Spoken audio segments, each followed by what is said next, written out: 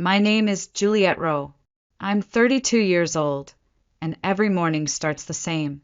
A strong cup of espresso, the weather forecast humming softly in the background. A quiet walk through downtown Durham, North Carolina, to the corner office I helped build from scratch. I'm the co-founder and COO of NeuroGeneva, a biotech firm specializing in neurogenetic treatments for degenerative disorders. It's not glamorous. It's not easy to explain over dinner, but it's mine. Most people think success comes with noise, celebrations, toasts, recognition. For me, success came in silence, not the peaceful kind, the kind that fills a room after someone you love tells you you're not enough. My family hasn't spoken to me in over 2 years. Not a single call, no holiday messages, no birthday texts, just a long, steady silence. Like a door that was closed and no one ever bothered to open again. And the truth? I didn't slam it shut. I stood in front of it for years, knocking, asking, hoping. But one day I realized it had never really been open to begin with.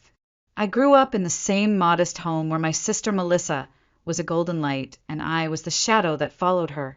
3 years older, Melissa was everything a daughter should be, graceful, well-dressed, effortlessly likable. She had the kind of smile that made relatives lean in and whisper, "She's going to marry someone important." She did, or at least she tried. At family dinners, people flocked around her with admiration like moths to a chandelier. "Melissa, you look stunning. Melissa, your boyfriend's a CFO? How impressive." And then came my turn. If anyone remembered me at all, it was a passing line like, "Juliet's doing something with biotech." I think that word, something, stuck with me. Like my entire career, my whole existence, was just a vague placeholder between Melissa's spotlight moments. I used to believe that if I just worked hard enough, if I stayed quiet and carried the weight behind the scenes, one day they'd turn and say, "We're proud of you too, Juliet." So I worked. While Melissa traveled through relationships and job changes, I was in the lab at midnight troubleshooting a public health project worth over $2 million. I was securing funding rounds, managing clinical trials, training teams. But none of that ever reached the dinner table. I wasn't jealous. I was invisible. Even in family photos, I always stood to the side, shoulders slightly turned, eyes not quite meeting the camera. You wouldn't notice unless you looked carefully. And no one ever did. I told myself it was just how families worked. Some children shine louder, others contribute quietly. I didn't need praise. I just needed to belong. But as the years went by, I began to notice a pattern. Every time something went wrong, a broken fridge, a missed payment, an unexpected repair, I was the one they called. Not for conversation, not for care, just for help. When Melissa lost her job briefly, my mother asked if I could cover the cable bill for a few months. And I did. When my dad's car broke down, I wired money that same evening. $6,000 a month, sometimes more. No one ever asked if I was okay. They assumed I was, because I always said yes, until one day I didn't. It was the week of my mother's birthday, March 23rd. I had just secured our latest investment deal and was planning to surprise them by flying home early. Nothing dramatic. Just wanted to help out, chop some vegetables, light some candles, be there, like I always had. But that phone call, the one that changed everything, it started like any other, and ended with my father saying 9 words I will never forget. "If you insist on coming, don't call me your daughter." My father didn't say it in anger. His voice wasn't raised. There was no drama, just a pause. Then that cold, flat sentence, like a transaction, a decision, a door, quietly locked from the inside. I sat there, holding my phone like it might start ringing again and undo what had just happened. But it didn't. The screen dimmed. The silence returned. And all I could hear was my own heartbeat. I didn't cry. Tears are for grief. This was something colder, something heavier. I sat alone in my apartment, the same apartment where I'd celebrated small wins no one cared to hear about. The same apartment where I'd reheated leftovers while my parents posted pictures of Melissa's birthday dinners and weekend brunches with captions like, "So proud of our shining star." Even when we were kids, it was clear who the star was. Melissa was the daughter you showed off in front of neighbors. The one with perfect handwriting, choir solos, and a closet full of coordinated outfits. I was the one in hand-me-downs and oversized hoodies, always running late from the science lab or buried in a notebook at the back of the room. On her 16th birthday, they rented a private room at a downtown restaurant and invited over 30 people. When I turned 16, Mom made a pie and said, "Let's keep it low-key. You don't like attention anyway, right?" I nodded. Of course I did. I had learned early that expectations lead to disappointment. So I smiled, thanked her for the pie, and stayed quiet. That became my pattern. Smile, nod, stay quiet. At high school graduation, I was the class valedictorian, but my dad spent more time bragging about Melissa's boyfriend getting into law school than acknowledging my speech. I remember standing on stage, scanning the crowd, hoping for eye contact. My mother clapped, distracted, her phone aimed at Melissa, who was posing in the stands with her date. It didn't hurt right away. Not then. At that age, you think there's always next time. Another chance to be seen. Another opportunity to earn the same warmth they gave so freely to her. But next time never came. Not at college. Not when I launched my startup. Not even when I was invited to speak at a biotech conference in Geneva. My mom's response to the news?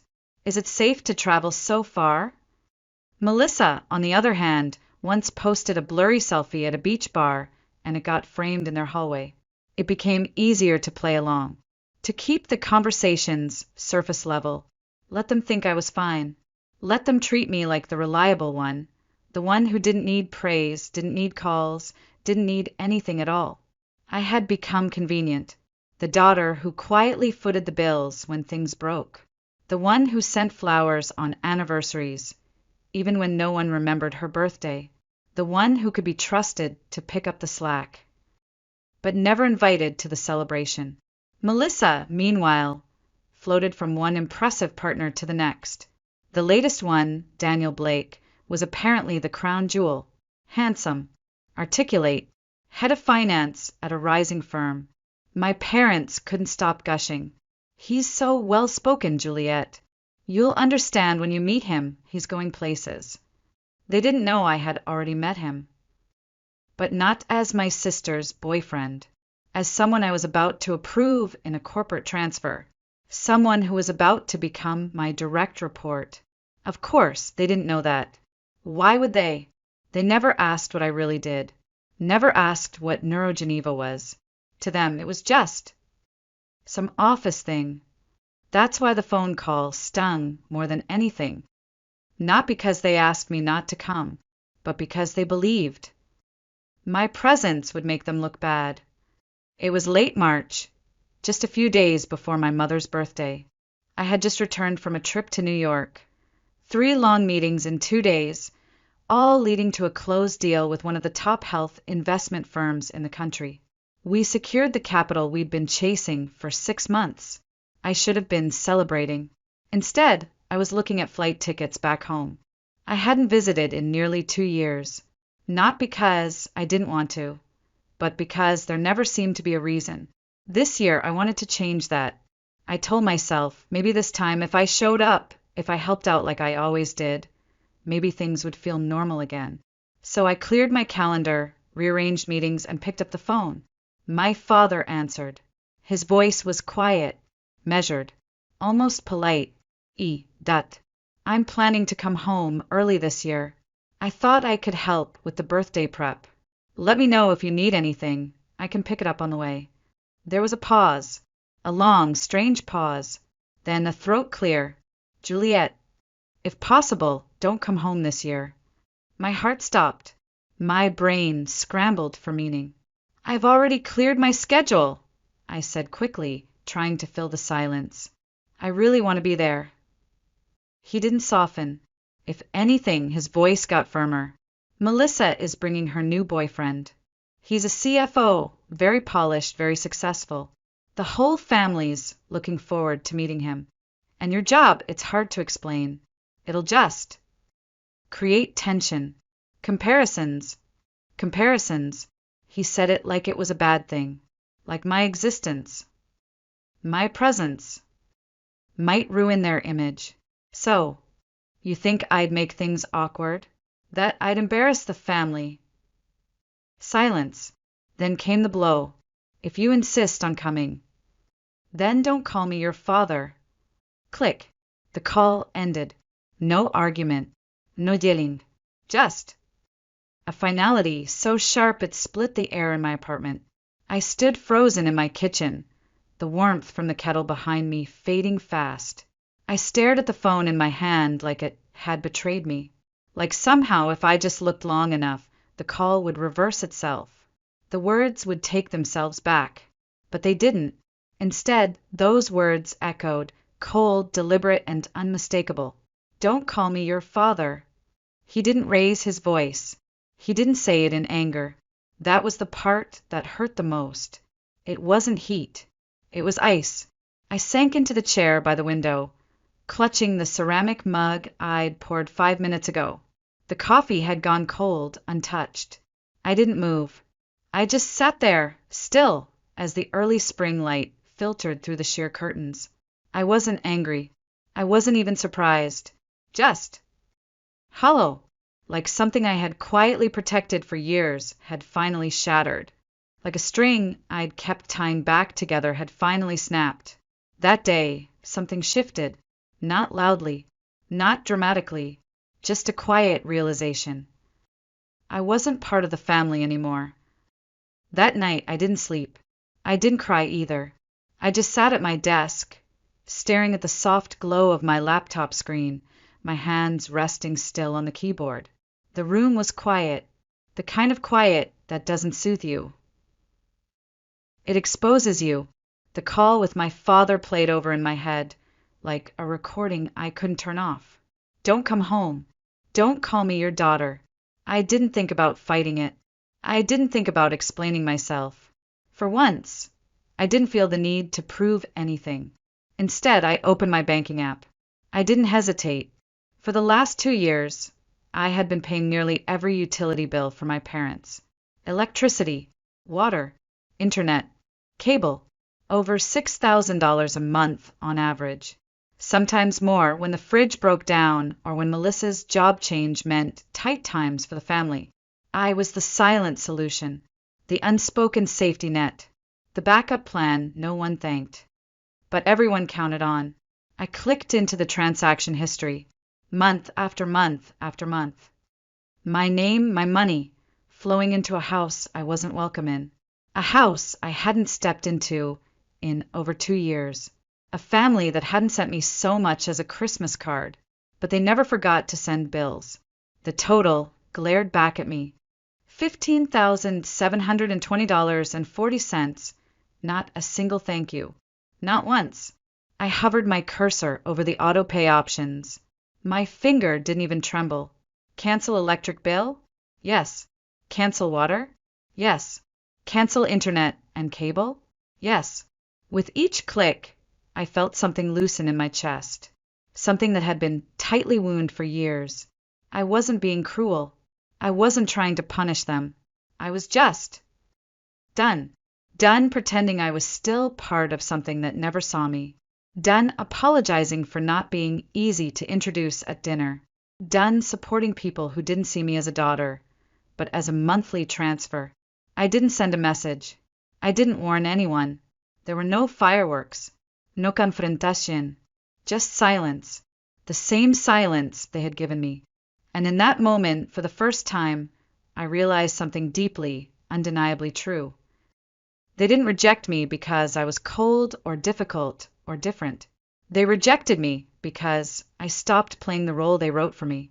The reliable one, the quiet one, the one who'd always say yes. Now, I had said no. March 23rd arrived with the kind of stillness that felt like a held breath. I woke up early, as I always did, and brewed my usual cup of peppermint tea. The city outside my window was just beginning to stir. The light was soft, the air was crisp, and for the first time in years, I had no reason to check my messages. I didn't call. I didn't send a card. I didn't post a polite photo of Mom and me smiling through gritted teeth. Not out of spite, but because pretending had finally become more exhausting than silence. I sat on the balcony, wrapped in a knit cardigan, sipping my tea slowly as the hour hand crept toward 5 o'clock. That was usually when the party started. Streamers, smiling guests, and Melissa, of course, perfectly styled, proudly introducing her newest boyfriend. At exactly 5:08 p.m., my phone buzzed. Mom, Juliet, can you check the power? The lights just went out and the oven's not working. It's an important day. I placed the phone face down on the table. 10 minutes later, another buzz. Dad, no water, no internet. Call the providers. Your mom's freaking out. I stared out at the tree line behind my building. No ray, no guilt, just an eerie calm. Not once did they ask, "Are you okay?" Not a word about the call that cut me off. Just commands, like always. Then Melissa chimed in. The internet's down. Guests are arriving. Mom's almost in tears. What's going on? I picked up my phone, typed a response, then deleted it. What I almost sent. 3 weeks ago, Dad told me if I insisted on coming home, I shouldn't call him my daughter. I'm just doing what he asked. If that's inconvenient, maybe find someone you're not ashamed to introduce. But I didn't press send. Why? Because it didn't matter. Because no matter what I wrote, they'd only hear what fit their story. So I put the phone down again. Let them sit in the dark.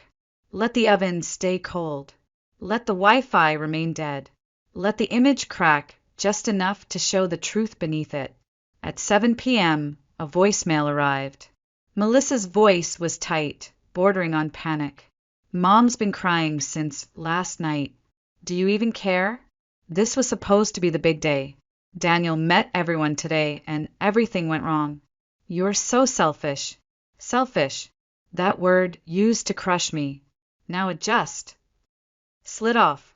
I listened to the message once, then turned off my phone. For years, I hadn't been selfish enough. Now, it was time. The next morning, the storm hadn't passed. It had only just begun. I was reviewing weekend operations reports on my laptop when I noticed an email subject line that made my breath hitch. New Jersey staff transfer to Durham HQ awaiting approval. I clicked. It was part of our expansion plan, moving select financial leads into the main office. I skimmed the list, eyes scanning, then stopped. Daniel Blake, head of finance, New Jersey branch. I blinked once, then twice. Daniel. Melissa's Daniel? My memory kicked in. A handshake at a biotech leadership conference 6 months ago. Polite, firm. He called me co-founder Roe and didn't blink twice. He hadn't made the connection. Neither had I. Until now. And suddenly everything aligned. The man my father wanted to impress. The one so successful they couldn't risk me standing next to. The reason I was asked not to come home. Was about to start reporting directly to me. I stared at his file for a long moment, a wry smile tugging at the corner of my lips. I didn't feel vindictive. I didn't even feel triumphant. Just oddly weightless. The universe had written the script for me. I didn't have to say a word. The next morning, Daniel arrived at NeuroGeneva's Durham office. He was dressed sharply, just like in his resume photo. Navy suit, brown shoes, the kind of man Melissa loved introducing. He stepped into my office holding a folder, expecting someone else. Then he saw me. His eyes widened, froze, color drained from his face. Juliet. I smiled faintly. Calm, professional, the kind of smile that doesn't need to explain itself. Welcome to NeuroGeneva, I said. I'll be reviewing your department's quarterly financials. I look forward to working with you, Daniel. He didn't move. For a second, he looked like he wanted to say something, maybe apologize, maybe run. But he didn't. He simply nodded, handed me the folder, and walked out, stiff and pale. I didn't chase him. I didn't call Melissa. I didn't message my parents. I just sat there, letting the weight of the moment settle around me like morning fog. They had spent weeks preparing for his visit, curated the perfect version of our family, framed Melissa like a queen, excluded me like a stain they didn't want seen. And yet, in the end, he walked straight into my office and called me boss. That evening, as the city lights blinked on outside my window, my phone buzzed again. A long message from Melissa. I didn't open it right away. I just stared at the notification glowing faintly on the screen, already knowing the tone. Accusatory, wounded, dramatic. After a few minutes, I tapped it open. You knew all along, didn't you? You let it happen. Right in the middle of the party. Mom's been crying nonstop. Daniel doesn't even know how to react. Don't you think that was cruel, Juliet? Cruel. That word had circled me my entire life. But only now, when I stopped giving, stopped nodding, stopped carrying the weight for everyone else. Now I was cruel? I set the phone down and made myself a cup of ginger tea. Let it steep. Let the steam swirl into the air and soften the tightness in my throat. I didn't feel guilty. I didn't feel victorious. I just felt clear. 10 minutes later, I picked up the phone and typed a reply. You say I was cruel, but I was just at home. I didn't start the video call. I didn't call myself his boss. I didn't do anything. And if one truth was enough to ruin the whole party, maybe that party was never built on anything real in the first place.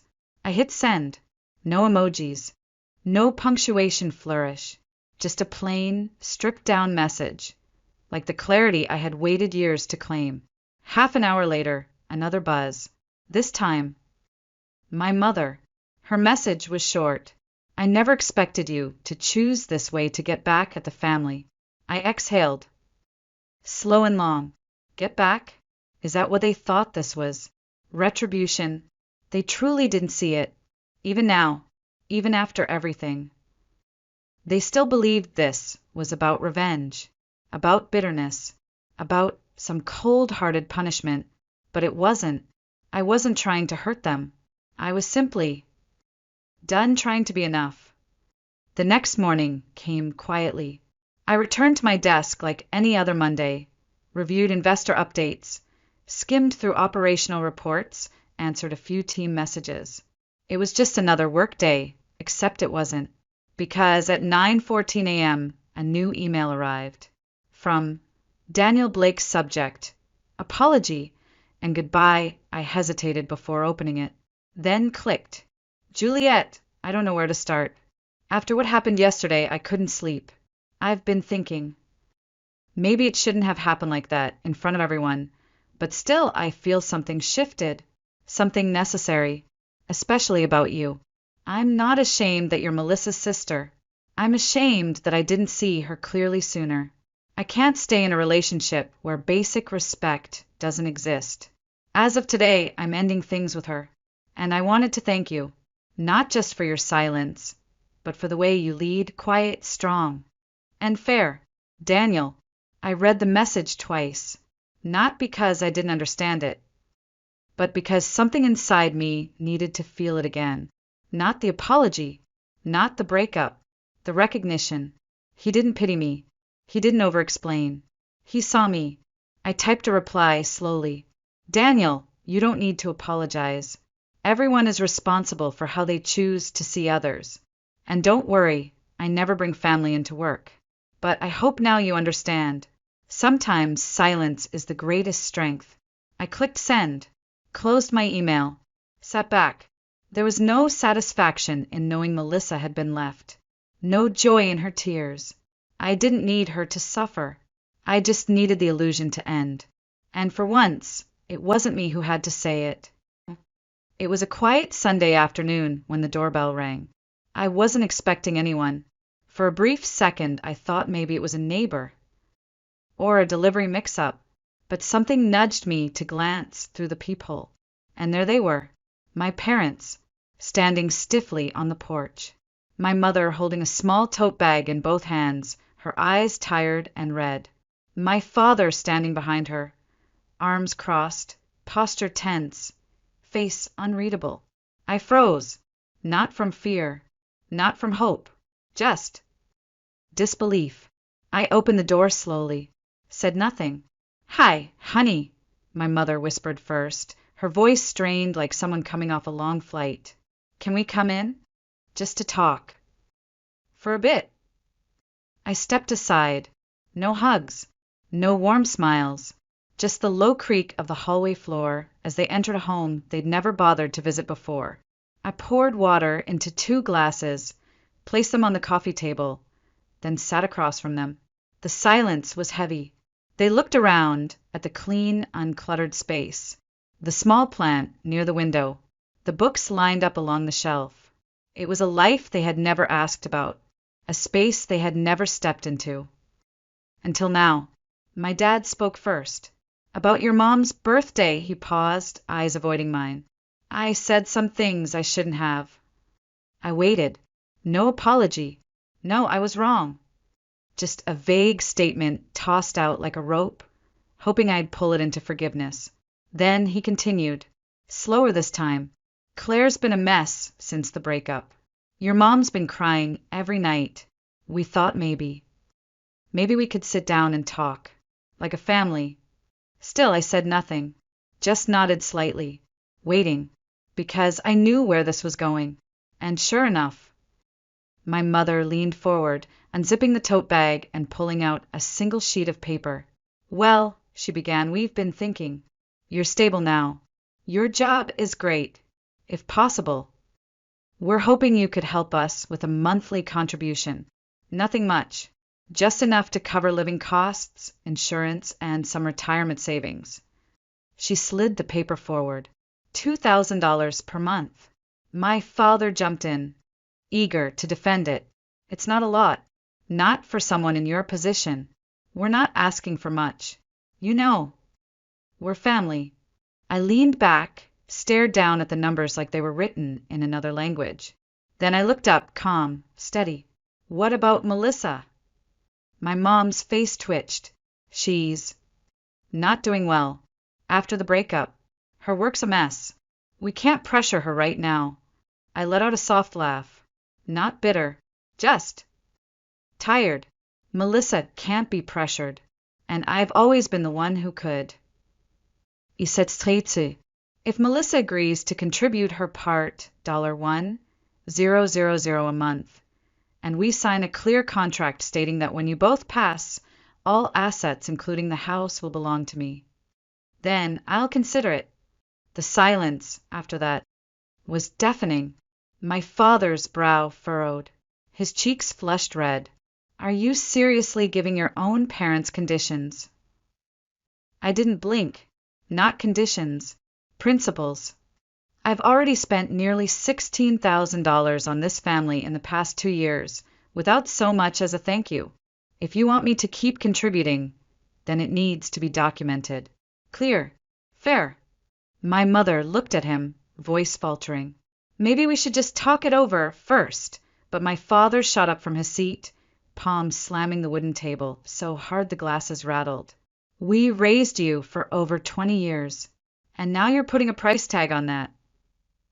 You're unbelievable." I stayed seated, eyes steady, voice low. "Then let's calculate it, line by line. But I'm done paying for it with silence." He stared at me, like I was someone he'd never met. My mother stood slowly, fingers brushing his sleeve. "Let's go." I followed them to the door. No hugs, no goodbyes, just the sound of their footsteps fading down the stairwell. When the door finally closed behind them, I stood still, not relieved, not angry, just free. After that day, I didn't hear from them again. No calls, no messages, no accusations, not even an apology for the outburst that shattered the calm of my home like a thrown stone. But I wasn't surprised. I had grown used to that kind of silence, the kind that didn't come from remorse, but from people who suddenly realized they weren't in control anymore. And when control slips, some people choose absence over reflection. I kept living, mornings with coffee, evenings filled with strategy meetings, days where I signed deals with firms that once questioned whether a woman in her 30s could run a biotech company. I no longer paused before hitting send on a budget approval. I no longer shrank back when someone called me ma'am in the hallway. I didn't owe anyone my softness anymore, especially not the people who confused love with obligation and thought my success was something to be hidden behind closed curtains. I stopped feeling guilty. I stopped wondering if I was being too cold, too distant, too different.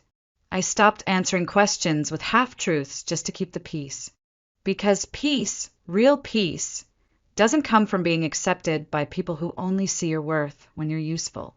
It comes when you stop asking to be seen and start looking inward instead.